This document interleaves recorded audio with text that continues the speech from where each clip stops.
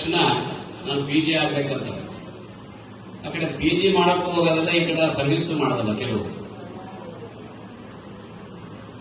PGಗೆ ಓದ್ಬೇಕಾದ್ರೆ ಸಿಕ್ಕಾಪಟ್ಟೆ ಓದ್ಬೇಕು. ನಿಮ್ಗೆಲ್ಲ ಗೊತ್ತಿದೆ, ಇವತ್ತಿನ ಒಂದು ಕಾಂಪಿಟೇಷನ್ ಯುಗದಲ್ಲಿ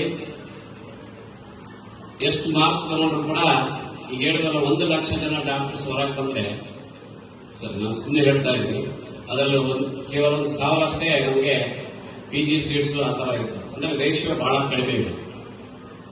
ಅದರಲ್ಲಿ ಮಕ್ಕಳು MBBS ಆದ ತಕ್ಷಣ ಕಷ್ಟಪಟ್ಟು PG ಸೀಟ್ ತಗೊಳ್ಳೋದು ಎಷ್ಟು ಸ್ಟ್ರೆಸ್ ಅಲ್ಲೇ ಇರ್ತದೆ. ಇವತ್ತು ನನ್ನ ಮಗಳು ಕೂಡ MBBS ಮುಗಿಸಿ 1 ವರ್ಷ ಆಯ್ತು. She is trying for PG ಒಂದು. ಯಾಕೆ ಹೇಳ್ತಾ ಇದ್ರೆ ಅವರು ನಾನೇ ವೈದ್ಯನಾಗಿ ಅಥವಾ ಸರ್ಕಾರಿ ಜಿಲ್ಲಾ ಆರೋಗ್ಯ ಅಧಿಕಾರಿಯಾಗಿ ನಿಮ್ಮ ಮಗಳಿಗೆ ಸೀಟ್ ಕೊಡಲಿಲ್ಲ, ಇದ್ರೂ ಕೂಡ ಕೊಡಲಿಲ್ಲ, ಓದಮ್ಮ ನೀನು ಅಂತೇಳಿ. ಸೊ ಏಕೆ ಇವತ್ತು ಹಳ್ಳಿಗಳಲ್ಲಿ ಕೆಲಸ ಮಾಡಿ ವಿಶೇಷವಾಗಿ ಬಡ ಜನರಿಗೆ, ಗ್ರಾಮಾಂತರ ಜನ, ನಮ್ಮ ರಾಯಚೂರು ಜಿಲ್ಲೆಯಲ್ಲಿ ಗೊತ್ತಿದೆ, ಆಲ್ ಇಂಡಿಕೇಟರ್ಸ್ ಅಂತ ಹೇಳಿದ್ರೆ ಲಿವಿಂಗ್ ಸ್ಟ್ಯಾಂಡರ್ಡ್ಸ್ ಇರ್ಬೋದು, ಎಜುಕೇಶನ್ ಇರ್ಬೋದು, ಬೇರೆ ಬೇರೆ ಎಲ್ಲ ಕೂಡ ನಾವು ಕಡಿಮೆ ಒಂದು ಸೂಚ್ಯಾಂಕದಲ್ಲಿದ್ದೀವಿ.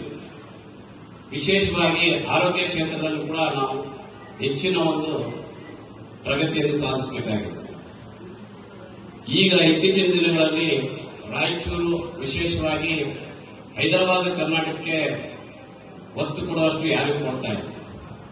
ಯಾವುದೇ CSR ಫಂಡ್ಸ್ ಇರ್ಬೋದು, ಯಾವುದೇ NGOs ಇರ್ಬೋದು, ಸರ್ಕಾರ ಇರ್ಬೋದು, ಪ್ರತಿಯೊಂದು ಒಂದು ಸವಲತ್ತನ್ನು ಕೊಡ್ತಾ ಇದೆ. ಇವತ್ತು ನಾವು ನಮ್ಮ ಆರೋಗ್ಯ ಸಂಸ್ಥೆಗಳು ತಾವು ಯಾರಾದರೂ ಹೋಗಿ ನೋಡಬಹುದು, primary health centres, community health centres, taluka hospitals, NQAS ಅಂತ ಹೇಳ್ತೀವಿ, ನ್ಯಾಷನಲ್ ಕ್ವಾಲಿಟಿ ಅಶ್ಯೂರೆನ್ಸ್, ಇದರಲ್ಲಿ ಕ್ವಾಲಿಫೈ ಆಗಿದೆ. ಅಂದ್ರೆ ಅಷ್ಟೊಂದು ನಮ್ಮ ಕ್ವಾಲಿಟಿಯಲ್ಲಿ ನಾವು ಸರ್ವಿಸಸ್ ಕೊಡ್ತೀವಿ. ಇವತ್ತು ಸರ್ಕಾರದ ಆಸ್ಪತ್ರೆಗಳನ್ನು ಮೂಗುಮುರಿಯವರೆಗೆ ಸರ್ಕಾರ ಆಸ್ಪತ್ರೆಗಳು ಇಷ್ಟು ಚೆನ್ನಾಗಿದ್ದಾವೆ ಅಂತ ನೀವು ಹೋಗಿ ನೋಡಿದರೆ ಗೊತ್ತಾಗುತ್ತೆ. ಅದಕ್ಕೆ ತಮ್ಮ ಮಕ್ಕಳನ್ನು